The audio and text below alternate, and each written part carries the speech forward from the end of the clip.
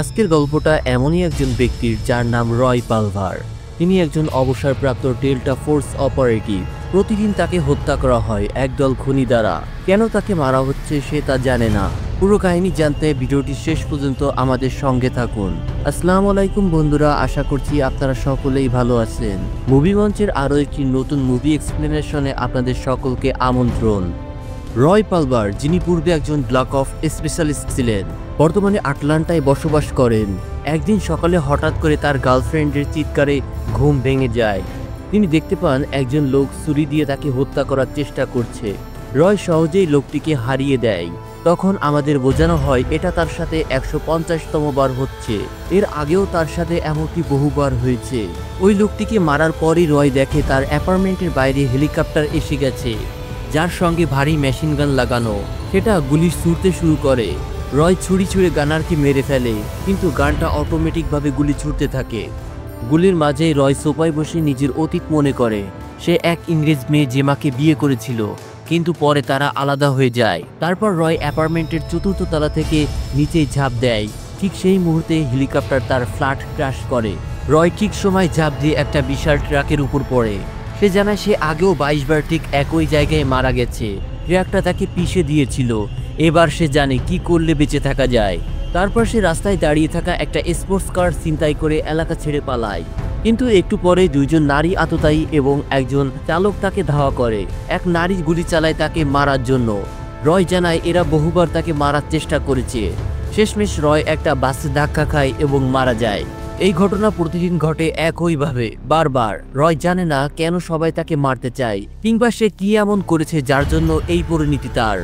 কখনো কখনো সে সবাইকে মেরে ফেলতে পারে, কিন্তু তাতেও কিছুই বদলায় না।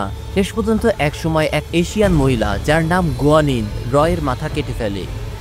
এই ঘটনার এক লোকে রয় সাহায্যের জন্য তার প্রাক্তন স্ত্রী জেমাকে ফোন করে।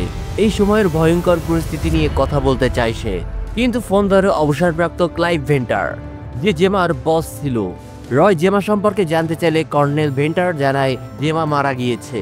তার মতে আগের রাতে জেমা ল্যাবের সিঁড়ি থেকে পড়ে গলা ভেঙে মারা যায়। রয় ফোন কেটে দেয়, কারণ সে বিশ্বাস করে না যে এটা ছিল একটা দুর্ঘটনা। এমন সময় জার্মান টুইন্স অ্যাসাসিন এসে তাকে আবার উড়িয়ে দেয় একটা বড় বন্দুক দিয়ে। এই একই ঘটনা লুপে লুপে ঘটতে থাকে। ছোটখাটো কিছু বাদ দিলে প্রতিবারই রয় মারা যায়। সে কখনোই জেমার কাছে পৌঁছাতে পারে না, বা জানতেও পারে না আসলে জেমার মৃত্যু কিভাবে হলো। এরপর রয় চলে যায় তার বন্ধুর চাইনিজ ডাইনারে, যার নাম শেফ জা। সে সেখানে চাইনিজ মদ্যের 2টি বড় বোতলের অর্ডার করে। তার পাশে বসে থাকা ডেভ নামের এক কাউন্টার সার্ভেইলার্স এক্সপার্ট রয়ের অতিরিক্ত মদ্যপান দেখে তাকে বকা দেয় এবং একটা ছোট্ট ভাষণ দিয়ে ফেলে। রয় জানে সামনে ঠিক কি ঘটবে।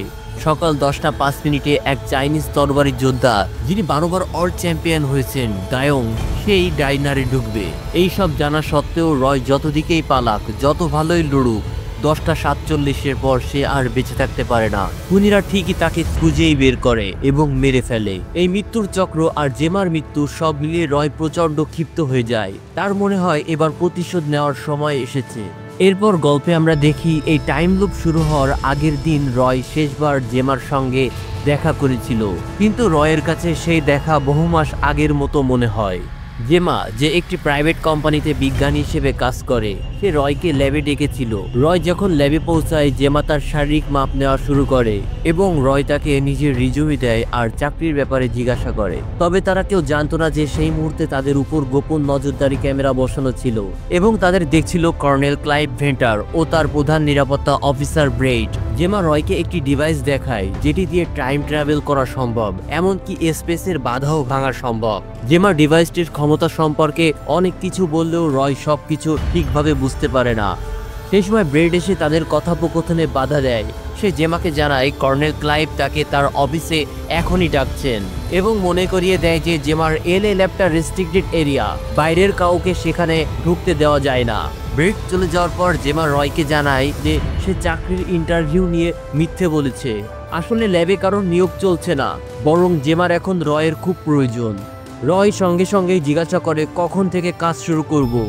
এরপর তাদের মধ্যে সংক্ষিপ্ত একটি তর্ক হয় তাদের ছেলে জোকে নিয়ে। জো জানে না রয় তার বাবা। সে রয়কে শুধুই তার মায়ের বন্ধু মনে করে, কিন্তু জো তাকে প্রচন্ড ভালোবাসে আর আইডল মনে করে। রয় চায় জেমা যেন তাকে সব সত্যি বলে দেয়, কিন্তু জেমা চায় না যে তাদের ছেলে এই সত্যিটা জানুক, কারণ তারা বহু আগেই একে অপরের জীবন থেকে সরে গেছে। তখন জেমা হঠাৎ অদ্ভুত আচরণ করতে শুরু করে, অস্থিরভাবে রয়ের চুল কাটতে যায়, কিন্তু অসাবধানতায় কাঁচি দিয়ে রয়কে কেটে ফেলে। সে ভয় পেয়ে যায়, প্যানিক করতে থাকে এবং রয়কে কোণঠাসা করে বকতে শুরু করে। রয় একটু শান্ত হলে জেমা তাকে বলে সে চায় রয় যেন ফিরে আসে সেই মানুষে যাকে সে একসময় ভালোবেসেছিল, সেই মানুষে যার সঙ্গে সে সন্তান নিয়েছিল। এরপর জেমা রয়ের কানে ফিসফিসিয়ে বলে এবং অনুরোধ করে তার জন্মদিনে পাঠানো গিফটটি যেন সে খুলে দেখে। এরপর সিকিউরিটি এসে রয়কে ল্যাব থেকে বের করে দেয় আর জেমাকে ব্রেড নিয়ে যায় কর্নেল ক্লাইভের সামনে। কর্নেল প্রথমে শান্তভাবে জিজ্ঞাসাবাদ শুরু করে। জেমা শুরুতে মিথ্যা বলে, কিন্তু শেষ পর্যন্ত ধরা পড়ে যায়। কর্নেল তাকে সতর্ক করে দিয়ে বলে এরপর থেকে ল্যাবে আর কোনো ভিজিটর আসবে না এবং ল্যাবের প্রতিটি পদক্ষেপ তাকে জানাতে হবে। জেমাকে চলে যেতে বলা হয়, সে বেরিয়ে যায়, কিন্তু স্পষ্ট বোঝা যায় এই ঘটনা তাকে অনেক ভেঙে দিয়েছে।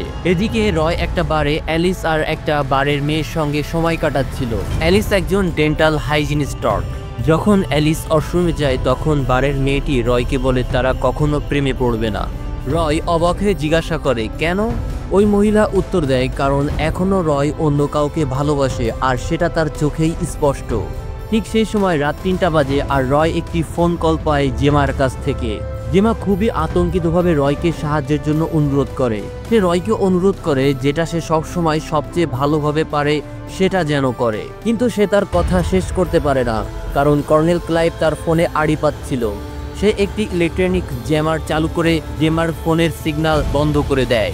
এরপর কর্নেল তার লোকদের নির্দেশ দেয় জেমাকে খুঁজে বের করতে হবে এবং রয়ের উপর নজরদারি চালাতে হবে। যদি রয় কোনো সমস্যা তৈরি করে তাহলে তাকে নির্হৃদয়ভাবে সরিয়ে দিতে হবে। রয় জেমার কথাগুলোর অর্থ কখনো পুরোপুরি বুঝতে পারেনি। রয় জেমার ফোন কলটি উপেক্ষা করে এবং সেই রাতে অ্যালিসকে তার অ্যাপার্টমেন্টে নিয়ে যায়, কিন্তু ওই রাতের পর থেকে সে একই দিনের টাইম লুপে আটকে পড়ে এবং প্রতিদিন বারবার একইভাবে মরতে থাকে।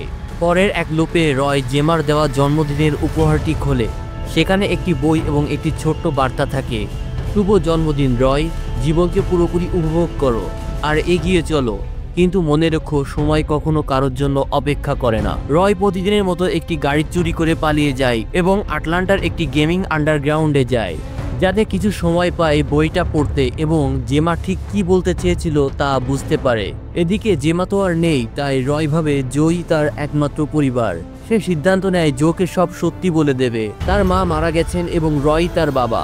রয় জোকে নিয়ে লাঞ্চে যায়, কিন্তু বাইরে বের হতেই দেখে ঘড়িতে 12টা বেজে 50 মিনিট, মানে সে তার আগের সব লুপের সর্বোচ্চ সময় পেরিয়ে গেছে। তখনই সে বুঝতে পারে ঘাতকরা তাকে ট্র্যাক করছে। কিছুক্ষণের মধ্যেই ঘাতকরা রয়কে ঘিরে ধরে। রয় নিজের জীবন দিয়ে বাঁচিয়ে দেয় তার ছেলেকে এবং গুলিতে মারা যাওয়ার আগে জোকে বলে দেয় যে তিনিই তার বাবা। পরের লুপে রয় বেঁচে উঠে ডাইনারে গিয়ে খুঁজতে থাকে ট্র্যাকিং ডিভাইস। পরে সে ডেভের সাহায্যে বুঝতে পারে ডিভাইসটি তার দাঁতের মধ্যে বসানো ছিল, যেটা অ্যালিস বসিয়ে দিয়েছিল কারণ সে ছিল শত্রুপক্ষের একজন। এখন রয় বুঝে গেছে এই লুপে তার মৃত্যু একটা উদ্দেশ্য হচ্ছে। এখন কেবল সেই উদ্দেশ্যটা খুঁজে বের করতে হবে। এরপর রয় সব খুনি ঘাতকদের একে একে মেরে ফেলে, কাউকে গুলি করে, কাউকে বোমা দিয়ে উড়িয়ে দেয়। এক খুনির ফোনে ব্রেডের কল আসে। রয় তাকে কটাক্ষ করে বলে ল্যাপডগ। ব্রেড তখন রয়কে একটা ফাইটের চ্যালেঞ্জ দেয় আর রয় তা গ্রহণ করে তাকে হুমকিও দেয়। রয় এরপর চেষ্টা করে ডিনো ল্যাবের ভেতর ঢোকার, কিন্তু প্রতিবার গার্ডের হাতে ধরা পড়ে মারা পড়ে। তাই সে নতুন পরিকল্পনায় সে এক খুনিকে মেরে ফেলে যে দেখতে তারই মতো, আর তার পরিচয়ে ল্যাবে ঢোকার চেষ্টা করে, কিন্তু কিছুক্ষণ পরে ধরা পড়ে যায় এবং আবারও মারা পড়ে। তখন সে পরের লুপে আবার একবার চেষ্টা করে। এইবার রয় চুপিসারে ল্যাবের সব সিকিউরিটি গার্ডদের মেরে ফেলতে ফেলতে পেইন্ট হাউসের দিকে এগিয়ে যায়, কিন্তু পেইন্ট হাউসে পৌঁছে তার মুখোমুখি হয় গুয়ানিনের সাথে। তারা বহুবার লড়াই করেছে, কিন্তু বিভিন্ন টাইম লুপে। কিন্তু যত শক্তি বা গুলি রয় ব্যবহার করুক না কেন, গুয়ানিন তার অসাধারণ তরবারির দক্ষতায় সবসময় রয়কে হারিয়ে দেয়। একটি লুপে রয় প্রথমবারের মতো কর্নেল ক্লাইভের মুখোমুখি হয়। কর্নেল তার চমৎকার লড়াইয়ের প্রশংসা করে, তার সাহস এবং চেষ্টা দেখে মুগ্ধ হয়ে যায়। এরপর কর্নেল রয়কে জানায় যে তার ল্যাবে ওসাইরিস স্প্রিন্ডল নামে একটি টাইম মেশিন তৈরি হয়েছে, যার সাহায্যে সে ইতিহাস বদলে পৃথিবীর সবচেয়ে ক্ষমতাধর মানুষ হতে চায়। কথা শেষ করে সে রয়ের মাথা কেটে ফেলে। রয় বুঝে যায় জেমাই তাকে এই টাইম লুপে পাঠিয়েছে ওসাইরিস স্প্রিন্ডলের সাহায্যে, এবং কর্নেলি জেমার মৃত্যুর জন্য দায়ী। সে প্রতিজ্ঞা করে পরের লুপে কর্নেলকে শেষ করবেই, আর কর্নেল জানেই না যে স্প্রিন্ডল এখন সক্রিয়। এই সত্য জানার পর রয় খুবই উত্তেজিত হয়ে পড়ে। জেমা তাকে বিশ্বাস করেছিল কারণ সে জানতো শুধু রয়ই পারবে কর্নেলকে থামাতে। পরের লুপে রয় ডাইনারে গিয়ে ডাফাং এর কাছে যায় এবং তাকে অনুরোধ করে তরবারি যুদ্ধ শেখাতে। প্রতিদিনের লুপে রয় তরবারি চালানো শিখতে থাকে, আর কয়েক মাসের মধ্যে সে একজন মাস্টার হয়ে ওঠে। পরের বার গোয়ানিনের মুখোমুখি হলে রয় তাকে উপহাস করে এবং খেলতে খেলতে যুদ্ধ করে। তারা দুজনেই তরবারি নিয়ে যুদ্ধ করে, কিন্তু এইবার রয় প্রমাণ করে সে আরো ভালো ফাইটার এবং শেষে গোয়ানিনকে তার নিজের তরবারি দিয়ে হত্যা করে।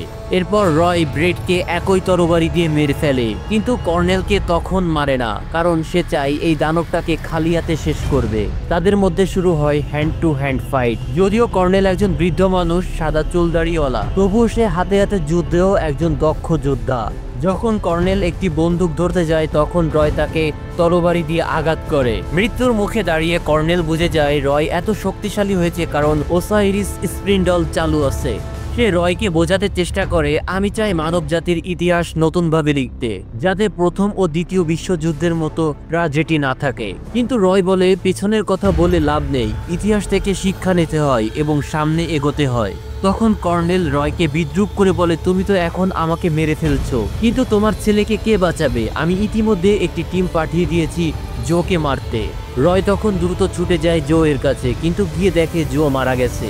এই দুঃখে রয় একেবারে মনোবল হারিয়ে ফেলে। এরপর প্রতিটি লুপে সে লড়াই না করেই হেরে যায়। একটা লুপে রয় যখন ঘুমিয়েছিল তখনই এক হত্যাকারী এসে তাকে হত্যা করে, কিন্তু এরপর ধীরে ধীরে রয় বেদনা কাটিয়ে ওঠে এবং সিদ্ধান্ত নেয় সে যতদিন বাঁচে তার ছেলের সাথে সময় কাটিয়ে যাবে, তাকে ভালোভাবে চিনবে। তারা একসাথে ভিডিও গেম খেলে, পার্কে হাঁটে। রয় প্রতিটি লুপে ছেলের সাথে স্মরণীয় সময় কাটায়। একদিন লুপের শেষে বিশ্ব ধ্বংস হয়ে যায়।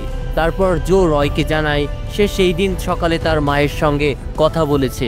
রয় ভেবেছিল জেমা অনেক আগেই মারা গেছে, কিন্তু এখন সে বুঝতে পারে জেমা আসলে তখনও বেঁচে ছিল, অন্তত 14 মিনিট পর্যন্ত।